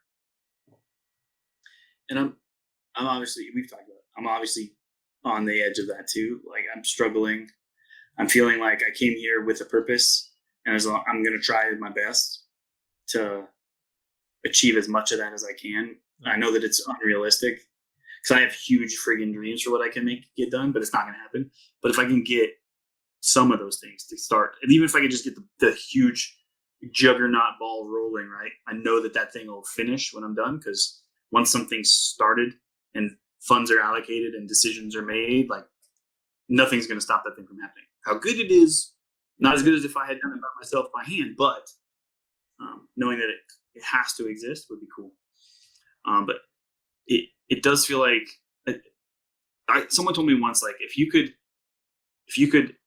like the personal dream should always be like whatever you do for a hobby, whatever the thing is that you feel like you do just for fun. If you could get paid to do that, that's the dream, right? So how would you do that? You got to like figure that out. And like, you know, someone always uses the example. So you work this job, you're doing this job, and in your free time on the weekends and when you take vacations, what you like to go do is go rock climbing, right? So you got all your gear, you got your shoes, like you look at the spots, you're finding all the coolest climbs, You spend all your time going out. And so like you're paying people to show you the routes. You're paying people to train you. You're doing all these things. And while you're doing this job to pay for this hobby, you start to realize like, I've now got skills in this. I've got practice. I've gotten better. I've got years of experience with it. Can I just get paid to also show people cool routes that I know and take people out to train? And eventually, can you transition into just doing that? So if you can find the same thing in your own personal like joy and interest, that would be like the life dream, you know? Yeah. Yeah, but the problem is when you get paid a lot of money, it's like finding something that you want to do to replace your income. Because you get used to your income. And it's like finding something that can replace my income, it's like, man, I mean that I'd have to blow up, you know. So but we'll see. So part of me is moving towards a potential. So knowing our timelines and how we're looking at publishing episodes, it's safe to talk about this right now because it'll be past it mattering. We're way behind. So there's an opening right now at Copper Mountain Community College, just right up the road from here. So that if Cindy wants to continue teaching, that it's a professor of political science position. Nice. That I am absolutely qualified for, and it is part-time. So what I have to apply and then figure out what the hours would look like, what the pay looks like. And if I can do the math and go, okay, retirement pay plus whatever this equals is like a flat line, like it's exactly the same as I'm in right now. But I then would have more available free time because of, it only being a part-time job anyways. Yeah. And then the work requirement, right, is teaching political science. Like, yeah, I obviously love talking about this stuff, right? So it's really tempting, and I think that at least to understand what it would truly mean, I'm gonna look into it. So by the time this actually airs, I will know what all of this has become.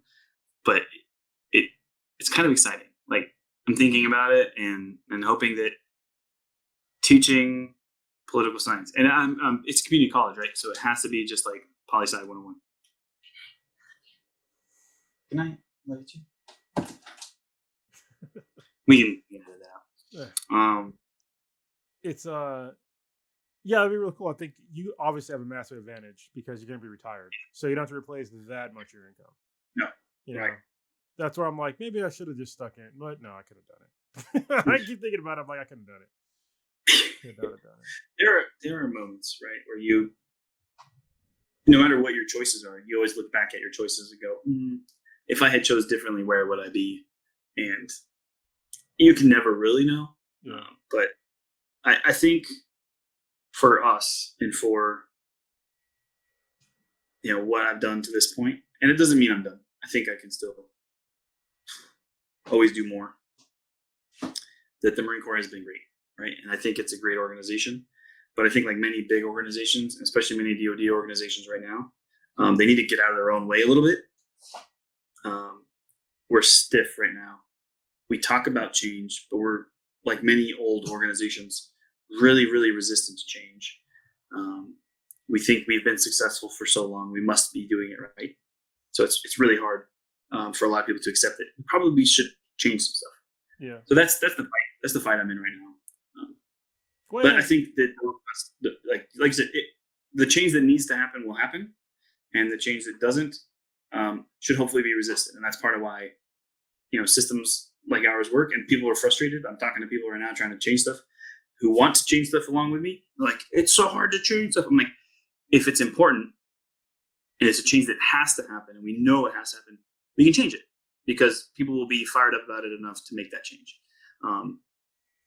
But then if it's a change that's like maybe, but might make problems too, there'll be enough resistance to it to stop it from happening. Yeah, people will take any small problem and blow it up, and that'll cancel all your shit. Yep. Like, and I've said some not nice things about the Marine Corps. The problem isn't that everybody in the Marine Corps was bad, because definitely that wasn't the case. Is that I just didn't have enough good leaders. That was the problem. Yeah. And like I had one really good leader, and then he left, and then I had a terrible leader after that, and somebody that had nothing to even do with like what I was doing. You know, just like I don't have to deal with this. Like, I don't have to deal with this. Yeah. So What's really interesting too is that most people, potentially even you included, like would actually have a really hard time defining exactly what that meant, right? So you had one that you knew and you felt was a great leader, and you had one that you know and you felt was a terrible leader. But then like to sit down and like itemize the list of why, it's really hard actually. I can definitely itemize. Yeah. But I bet in doing that though, you probably still only hit 10% on both sides of the things that happened and that you felt and that occurred, and there were their actions and there were their inactions that like actually led towards that understanding. But it's still probably only like 10 to 20% of what really led to it. Most of us don't truly understand, and myself included, what like really good leadership looks like. I know what I think it looks like. Yeah. But that's again what I would want from a really great leader, and that's not always the same for everyone. Yep. So, because to some people, like you look at actually, did you watch Black Widow yet? Right, you said you did. Yeah, I did. So it's like a big part of what they talk about in there is like a very strict and controlled and mandated system is the only way for things to be stable. It's like Empire versus Rebels, right? Yeah. Where there's a foundational group of people within those storylines that say like this chaos of this free system is so frustrating and so terrible and so chaotic and scary and dangerous that this really structured, really strict, just tell us what to do system is better. But then there's the other groups like, just leave me alone. Yeah. Just leave me alone, I'll figure it out. But then it also means a lot of the people who are like, just let me figure it out, they're going to be homeless and maybe die because they didn't have a system in place telling them, no, this is how you do shit. Come here and live in this house. Yeah. So where's the line? Yeah, I totally get that. But I mean, you have to know, I think one of the main tenets of being a good leader is understanding like who you're leading and understanding like there's certain people that they need different leadership approaches, and it's not always like carrot and stick or, you know, the nail and the hammer. Like sometimes you need to give people autonomy and you have to trust them with autonomy. In the Marine Corps and the military in general, it's a little bit different because you don't pick and choose. Like you don't apply to join the Marine, not really. You know what I mean? So when you get new Marines, the new Marines that are coming into you, you don't read the application. You know, like, oh no, this guy isn't for me. Fuck that. They're just gonna send you a unit. You know what I mean? So it's a little different. But you should still know like who you're leading, and if you're gonna take time and like set aside time to like bring them into meetings and talk to them one-on-one, then you should probably understand who the fuck you're talking to. And I'm not saying that like in a pompous way, but just know like their basic circumstance in life, what they're good at, what they're bad at, and just know those basic things. And if you're not willing to know those things, then don't try to take some fucking half-assed proactive approach on every single Marine's lives that are in your unit. Then just be the hands-off guy. But don't sit there and try to like tell me how I'm all fucked up or some of the Marines all fucked up when you have no idea what I even do from day to day. You know? Like, you have no idea. And that's what got me. Like, yeah, you get that sometimes in the corporate world too, but in the corporate world it's a little different because when it comes down to autonomy, like I will never work for any place that micromanages me even at the smallest level. Like I need complete autonomy. Like you tell me what to do, I'll do it, but don't tell me like the exact way you want me to do it. Like that's just not going to happen. Like you can find somebody else for that shit. So that's just not the way I operate. And obviously I'm in the same place at this point too. Like this is what you hired me for. Yeah. You've made me the person and the Marine with the rank that I am because you say, hey, this is a problem. Go get it. Obviously, if you knew how to fix it, you'd already be there. Yeah. So that's why you had me for. So just don't sit there and tell me exactly how to do it. And then it's still frustrating because a lot of people are obviously senior to me, are the people who make the decisions. But like I tell them, I was like, look, you have absolutely every authority to make a decision contrary to what it is I'm advising you. It's probably not a good idea. Yeah. And I've been doing this for 27 years, like this thing, not doing all kinds of stuff. So it's up to you. You can make a choice, but I'm going to do this. I'm going to put myself on record as advising you contrary to what it is that you are deciding. And trust me, if things fall apart, that will be known by all. But that's pretty poor leadership. But Yeah, it shouldn't have to be that way. It's like you need to just trust in the people that are underneath you, and if you don't trust them, this is military specific. If you don't trust them, then you need to figure out a way to either gain their trust or just fucking correct them.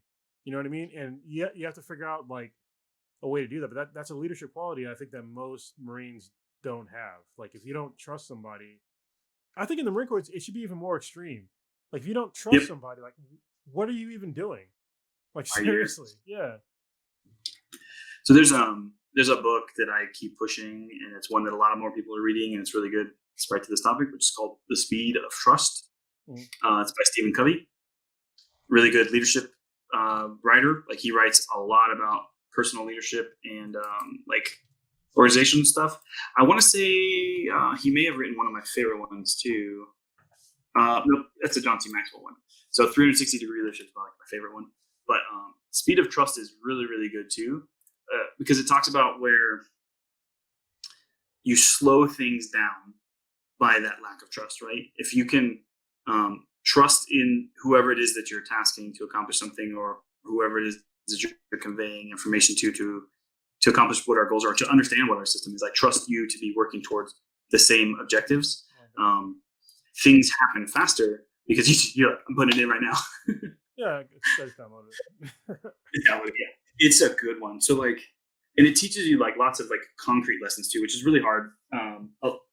A lot of the leadership and like self-development books are very like anomalous, wishy-washy concepts things. Whereas I felt like that one was, if you do this, it helps. If you do this very specific thing, it helps. And sometimes we need that. Like I need to write a thing. I'm like work on that thing so that I can get better, and then you can move to the next one. Because if you're in leadership positions, which even you are, right? Like what's weird is most of us think we're not, but we are. Then if you're invested in it and interested in it, you're constantly working towards like getting a little bit better. How do I get a little bit better at doing the thing that I'm doing? So it's good. Yeah, it's helpful. I totally agree. Because like the team that I'm on right now, on the technical level, I trust everybody on my team. We had two guys that were wishy-washy. They're on the team no more. So like and all of us, we do our own thing. When we need help, we can call on each other, but it's not like we don't need. Look, we have a manager, and he's a cool guy, but it's like we don't really need a manager. You know what I mean? It's like if we had no manager, it wouldn't, except for like top cover, and even then, like the amount of times we actually need top cover is very rare, and it's just like we don't really need. It comes back to like bullshit jobs. I think that most manager jobs are just kind of bullshit because they just, especially when it comes to like knowledge workers, like you don't need like a dedicated boss as far as I'm concerned. And I like my boss, but it's just like I don't really need him in like my day-to-day lives. Like he's never said no for like taking days off. That's like the main thing I need him for is like taking days off. Or if there's like some big case, like we'll talk about it briefly, but it's like it's not a big deal, Kind of had that conversation. We're talking through structure, and there are several layers of like administrative positions, and it becomes like, so I get it if you're dealing with students, think entry-level Marines, right, coming in through student processing, and before you even get to your very first unit, and imagine you have 800 of them, right, at any given time. Yeah. There is absolutely someone who's in trouble for something. There's someone who has a problem with their family. There is someone who, is struggling with something. There's someone who's needing to deal with their emotional issues and stuff. But like, how many Marines do we need to dedicate to that requirement to help these Marines with that stuff? And that's hard math. It's really, really hard to figure out. So trying to make sure, because at moments you'll have like way too many people who are like, nothing's going on right now. Everything's good. Yeah. So where can I fit myself in and help with other things? And then it's like there's shit storm happens and there's 40 people who are dealing with problems, and you're like, we don't have enough people to deal with this. I need some people to help us out. It's a really hard thing to math out. So we were just dealing with that recently. That's why I thought it was an interesting point, because sometimes you feel like, what are you doing? Why are you even here? But then like there are those couple more like, well, then there was a reason for it, but then like we're really how much. Yeah, but then it's like And it's kind of different, I guess, because we deal with that for them instead of being like, go deal with your shit. well, because but part of that comes down. I mean, this is where we take, at least I take some things for granted. Like I'm in my 40s, so obviously I deal with my own shit. In my 20s, when in my my late teens, I did a terrible job with like most. Like I think the best decision that I made when I was young was join the Marine Corps. Only because I knew that, hey, like I'm not going to college. College ain't for me. I don't know what the fuck I'm gonna do. I know I'm not gonna flip burgers, so might as well do something important. Marine Corps sounds pretty badass, so why not just join the Marine Corps and see if we could do some computer work in there. And it worked out, but it's not an easy path, and it's not a path that everybody can do. So when people ask me like how did I get to here, it's like it was a lot of hard work. Like I remember I was doing jiu-jitsu with some kid. He was in his early 20s. He's like, oh, you work from home, 4 days a week. Like, how do I get there? I was like, 20 more years experience? Like, what the fuck is wrong with you? Like, you think you're just going to automatically, like, walk into a job and work 4 days a week? Like, are you serious? No, man. Like, you have to work your way up. But they have to trust you to be able to, and I work from home. So it's like, trust you to be able to work from home and only work 4 days a week. Like, you're not going to get to that trust for a long time, man. So you gotta grind a little bit. And it's very difficult to get around that. There's too many who are still averse to change with the work from home stuff. But as a chief warrant officer, I think the closest we get to that core is kind of on that same level where it's like, I got to go take care of some stuff. Yeah, chief warrant officers, they're always ghosting. No, yeah. Like I've looked at the problems and said, this is more important. And they go, you got judgment at this point. Go take care of whatever that thing is. Like there were plenty of moments this last 2 weeks. I don't know, I guess, was that just that long of a week that it felt like 2 weeks? Like, no, yeah, the last week where I was not in some meeting or something, right? And they're like, where are you at? I was in a classroom teaching this thing that is way more important than whatever dumb meeting you expected me to be in. They're like, all right, that makes sense. Yeah. So I spent a lot of this week. We got new warrant officers on deck. I went and I taught some BCOC stuff. I'm teaching learning strategies to make Marines think like you're responsible for your own learning if no one ever told you that. Yeah. It's pretty cool. I think being an autodidact is like, I think a thing that most people should strive to do. And I think that most people, they just want to, but people, so I get it. Some people need it. Like they need that structure. This is what you do. You go step A, then go to step B, then, so on and so forth. But it's like, you can just skip a bunch of steps, and if you and do the shit on your own. But yeah, some people, they just, it's not surprising in the Marine Corps. Because, when you join the military, you're doing it for a structure, right? Yeah, you're kind of looking for that. What you're looking for that guidance to help you, or that structure to help you get through, like we talked about, those early years in your life, maybe, where you're kind of like, what am I doing? And it helps you give that structure to, this is what you're doing, get you through those. For a lot of people. But like, it feels like a lot of people just hold on to that forever. And it's not necessarily a good thing for them or for the organization, but it's not everybody. Again, it's just some people. Well, but I think this gets back to less of the military education side than back to the more of a public education side. I think that's the way that our society has decided that we're going to do things. Like we're on this Prussian worker system to where we need people to like basically be at the bottom. Like we educate most people to be at the bottom. We've already made it so that if you want to go to college, it's so incredibly expensive unless you have, scholarships or something like that. And even then, you're not getting good education. If you're like on a sports scholarship, like you're probably not going to get good education no matter where you go. They're just going to push the sports on you. So we require a good portion of our population to be at the bottom to serve other people. And so I'm not surprised when we have like basically people that are designed to be drones. That's just the way we set it up.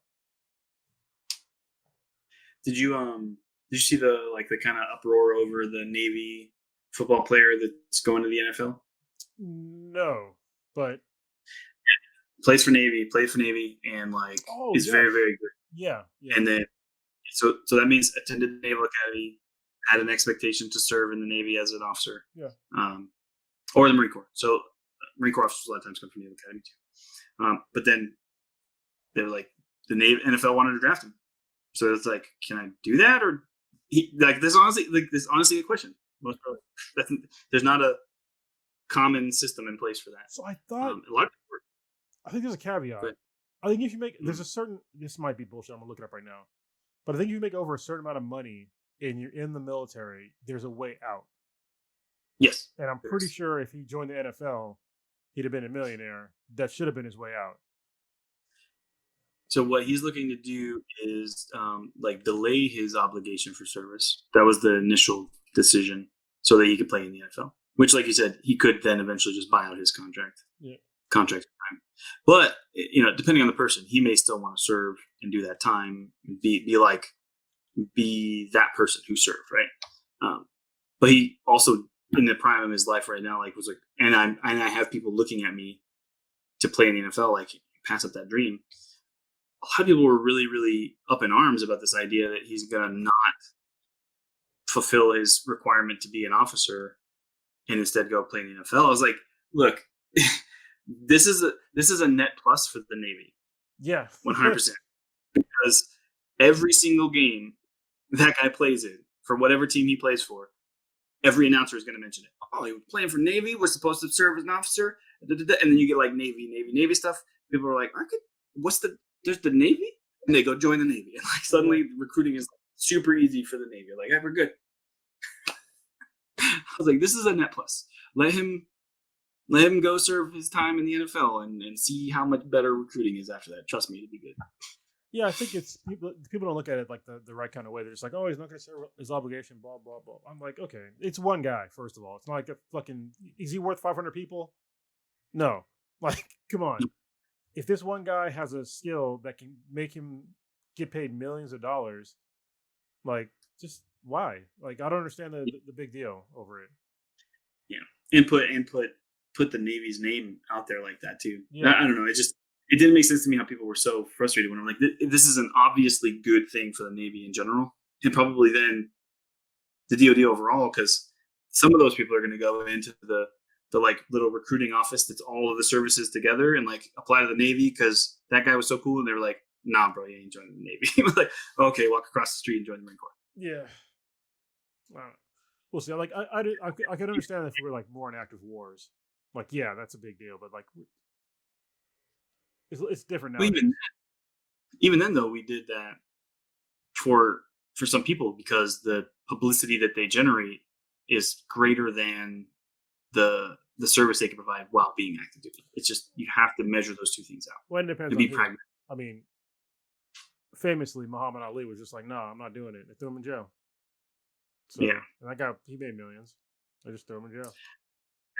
I would, and I guess there's a difference between like a draft service, again, like you said, but if he had been already associated with the military and then done it, like, so like say he was in the Army as a boxer, boxed for the Army team, and then like they're like, no, we're gonna let you go be this professional boxer who's like just happens to be crushing everybody, and always people are like, oh, he was in the Army.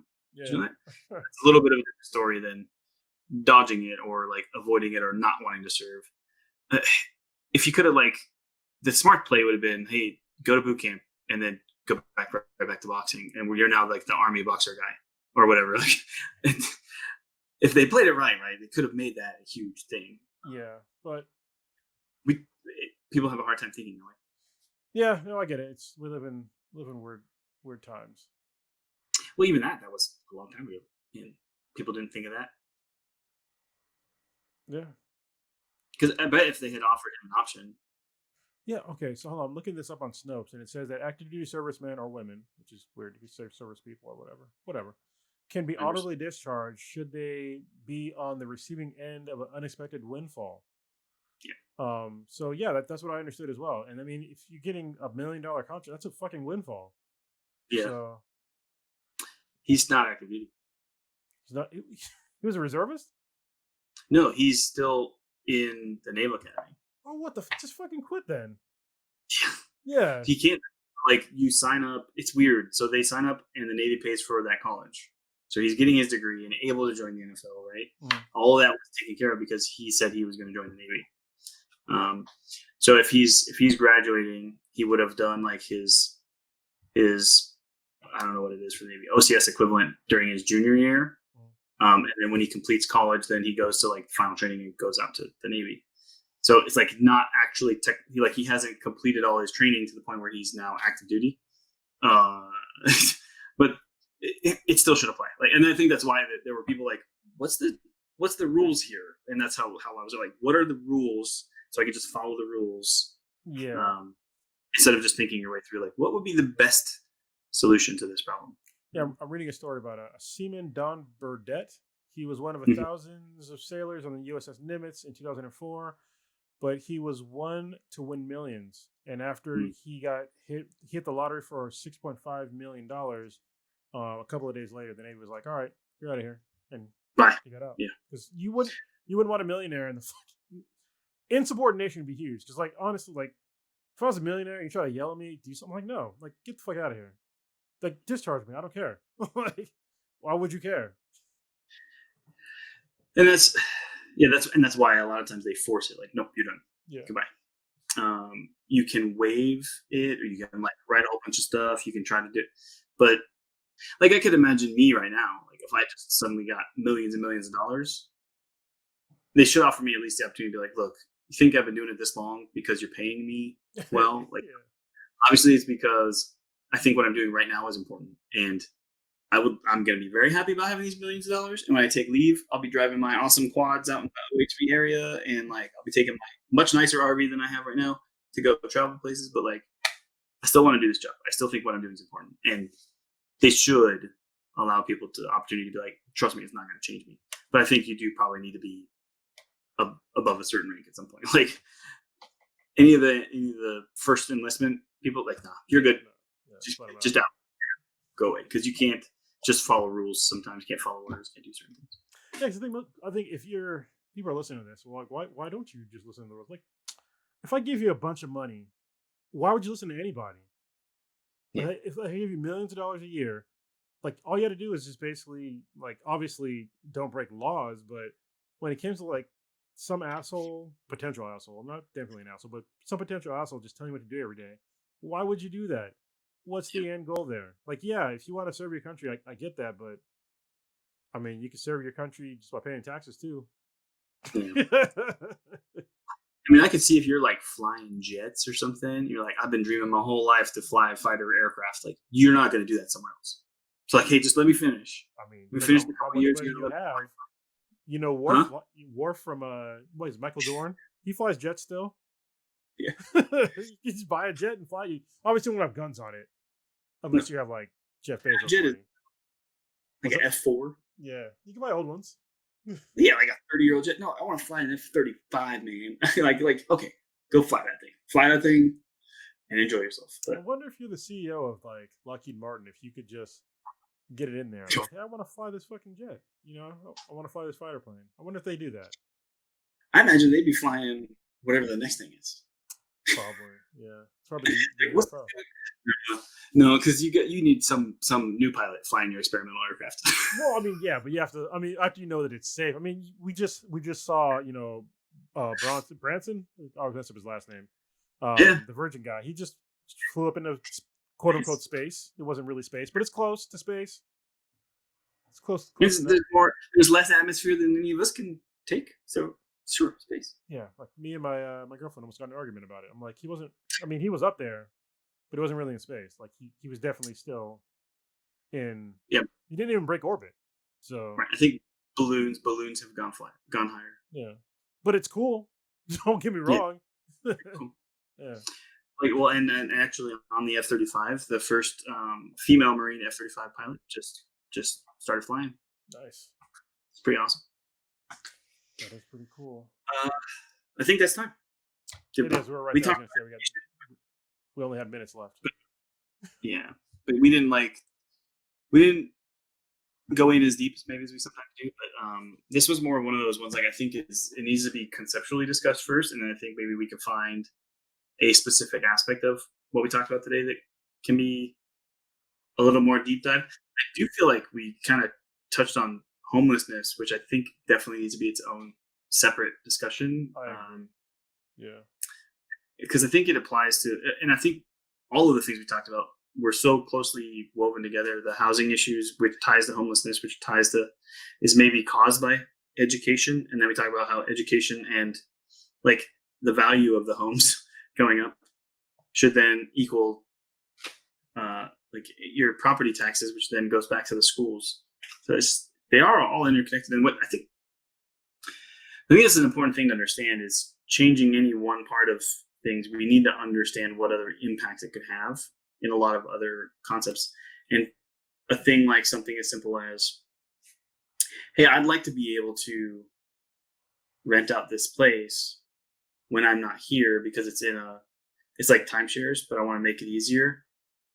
Let's start a company and make it Airbnb, and like not realizing like that's kind of crushed some housing markets, especially in areas that people visit. It just, and has now possibly instigated this huge wave of homelessness across the country. I mean, it's definitely part of the problem. And now we already have, certain news outlets that are talking about, oh, it's going to be a great thing when, we become a renters nation. I'm like, no, it's not, because you can't, excuse me, you literally cannot pass down wealth. Like the vast majority of people in America, the way they pass down their wealth is either through death or through real estate. Usually through real estate. You're going to die anyway, but not everybody has life insurance. Most people should be able to own a home, but these corporations and these pundits keep making it, minimizing the fact that, if you don't have a home, then you're missing out a giant chunk of wealth that other people have access to. And they're going to keep pricing people out. And I don't have high hopes for like the future when it comes to like all these. It's just one chink in the armor of the future, but it's a huge one. It's like not being able to pass down wealth to your kids. So they can't. It's going to be very hard for them to make their lives better. Because if you look at like people right now, like look at like a lot of the billionaires, most of their wealth was passed down to them. Yeah, I'm like, except for excuse me, Jeff Bezos. He's the only one. Like you want to talk about Elon Musk? He's not a self-made millionaire. Bill Gates? He's not a self-made millionaire. None of them are. It's all passed down. Yeah, definitely able to attend like the best schools and have access to the best things at the time when it was important. So that was a big thing for Gates, right? Was he had access to computers and understood these systems way earlier than a lot of people did, and thought, I could definitely make this better, which is nothing. I'm not downplaying how important that was, but a lot of people didn't have access to that stuff at the same time as he did because he came from a pretty well-off family. So he was able to access all these best systems at these schools, and he got a lot of extra hours on the computers too. If I remember from the way I read that story too, it was like, oh, well, we know that, you're good for these hours where they just let him in for all these extra hours worth of access time than more than any other student got. That's back when you had to pay for extra time on a computer. Yeah. Like that's a legit thing. I remember you had to pay for when you're on a database. Oh no, sorry, not a mainframe. You had to pay for your time on a mainframe. Yeah. Back when it took up the entire like room. Yeah. And bugs were literally bugs. All right, wrap it up. Okay, we still don't have a really concrete way to do this, but we appreciate you guys hanging out with us while we talked about stuff that interests us, and hopefully talked about how it applies to us and to society and to what our relationships are with those responsibilities and requirements to each other. Hey, but also, since I did, like, whenever it comes up and you have an opportunity to do so, get out there and vote. Like, look at who it is you're voting for or what the decision is you're helping to make, and understand it a little bit. Granted, you make really good points, Kr0nus, that like maybe what he was saying is very like pre-Third Reich, very like I'm trying to build this system and like not realizing how far that thing could snowball. But I did look into some other articles about him and understand like it's like if I wrote those things, I'm sure someone could nitpick it and think like, oh my gosh, he's an insane person. But I know that there's got to be other people out there like me who feel like if we start with civic responsibility and ownership of your society and like being a part of it and being involved and caring about other people, that if we just start there, like everything else will come around. And I don't know, I immediately reading that felt like that kindred spirit feeling. Was like, okay, Like I do the research, keep digging, but I really wish want to like fill this box in right now. Yeah. But get out there and read about them, read about candidates. And here's what I'll tell you too: is if your state doesn't and your county doesn't already do that and provide you with access to your candidate's information and the like ballots or whatever it is that you're voting on, find out who the county or whatever district you're voting in commissioner is for elections, and write them and say, this is the thing we need access to. Yeah, there's also a couple of really good websites that you can go to that basically summarize most candidates and anything that's on your ballot. I forget what I used last time, but it was like a certain God damn, I can't remember the name of it. But there's a couple of websites out there where you can just look up, like, you put in your zip code and it tells you exactly what's going to be on your ballot, and you can click on all those things and every single person that's on there and learn their background and like what they're running on and what these actual bills and whatever various things are going to do. So the pros and cons. When I showed you this app that I use called Countable, but then like it changed its name recently. You remember what it was called? It's like Issues now, or no? I was thinking of Ballotpedia. I think that's one of the ones that I use. But so the app used to be called Countable. I'll make sure to get you a link to it, and maybe we can add it to the description in the video at least. But yeah, it basically kind of any new topic that comes up, it lets you know what's going on. But what's really cool about it for me is when votes are happening in Congress, it lets you know that a vote's about to happen, or lets you know that your congressperson just voted on something, and you can go see how they voted. So then you can read about the topic and go, I voted for you, and more I'm watching how you vote. I'm really not appreciating how you're voting, and you can vote for somebody else next time. Yeah. So. Yeah, that's good. Because every now and that's then, how you get these weird really important term limits, right? Yeah, just get them out of there. It should not be lifetime. But that's what we're supposed to do. We're supposed to be responsible voters and remove them. They don't need term limits. We're supposed to be the term limit enforcement. But people aren't involved. They can stay there forever. People don't pay attention. I'm still. Oh, we'll talk about it later. We're out of time. Yep. All right. Thanks. Appreciate it. Yep. Thanks for hanging out. Later. Bye. And people are less likely to even ask questions if it doesn't look like a smartwatch. Yeah. Well, it still does track your GPS, doesn't it? So. Oh yeah, right. So all you know is I went into a building, which I would have went into that building regardless. So I don't know. It's a little weird to make a big deal out of that, I think. Oh yeah, trust me, I know. Like when people talk about when somebody knows like your IP address or your home address, I'm like, you can drive by anybody's house and know their home address. Like, unless you have some nefarious means, like, why do you care? Right. What's the topic? We're gonna do education. Yeah, and it doesn't have to be like with a specific purpose. Just the idea that if this is a thing that we accept today, is a standard, normal, provided thing, but that wasn't always the case, and that what does right look like, when it comes to education and the government taking care of it. Yeah, so that'll put us out at 11. Maybe it'll be earlier. We'll see. But 11 o'clock is going to be as late as we can go. So I didn't sleep early last night because my daughter, she stayed up late and had a bunch of sugar, and she had like a bunch of like crazy nightmares in the middle of the night getting up, shit like that. So yeah, that's rough.